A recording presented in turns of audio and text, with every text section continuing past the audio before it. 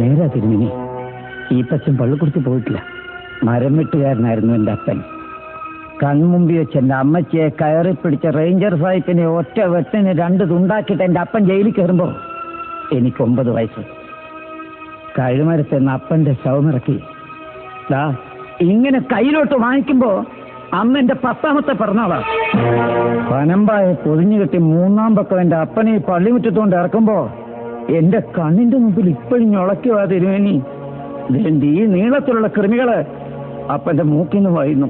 അന്ന് മൂക്ക് പൊത്തിക്കൊണ്ട ഇതുപോലത്തെ കുപ്പായമിട്ട തിരുമേനിമാര് അപ്പന്റെ ശവത്തിന് ചാട്ടിയത് എടുത്ത് തെമ്മാടിക്കുഴി കൊണ്ട് തള്ളിക്കോളാൻ.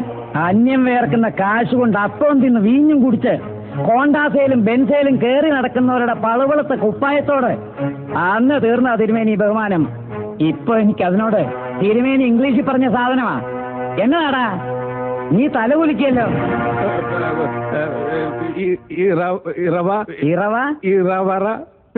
ഇറവറൻസ്, ബഹുമാനക്കുറവ്. ശരിയാ പിതാവേ. പിന്നെ കള്ളു വിറ്റ് പിച്ചക്കാരെ തീറ്റുന്ന കാര്യം, അതും ഒരു കഥയാണ്.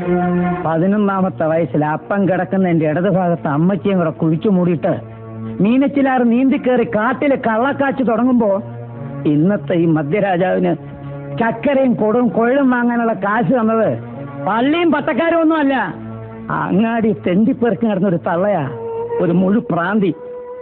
അതിന്റെ സ്മരണയിലാ പിതാവേ എന്റെ വീട്ടിന്റെ മുറ്റത്ത് ഇപ്പോഴും അന്നദാനം. കഴിഞ്ഞില്ല, ഇനിയുമുണ്ട് കുടുംബ പാരമ്പര്യം.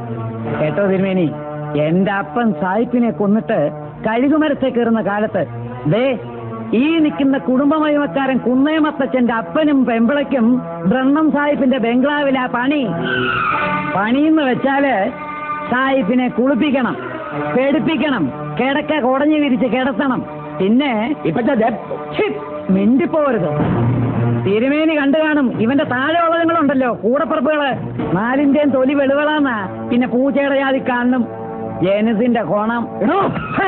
നിന്റെ അപ്പനല്ലടാ, അപ്പന്റെ അപ്പം കൂട്ടിക്കൊടുത്ത കഥയാണ് ഈ പറയുന്നത്. നില്ല് പിതാവേ. തിരുമേനി എന്നതാടാ 2ാമത് ഇംഗ്ലീഷിൽ പറഞ്ഞു? ഔട്ട് പോക്കൺ. എന്നതാ ഔട്ട് പോക്കൺ? പോക്കൺ അല്ലടാ, പോക്കൺ, ഔട്ട് സ്പോക്കൺ. അത് തന്നെ. അതിന്റെ കുറവ് ഈപ്പം സഹിച്ചോളാം. കേട്ടോ തിരുമേനി, കർത്താവിന്റെ കാര്യത്തിലും അതെ, കള്ള് കച്ചവടത്തിലും അതെ. എനിക്കൊരു മെത്രാച്ചന്റെ ഇടനില വേണ്ട.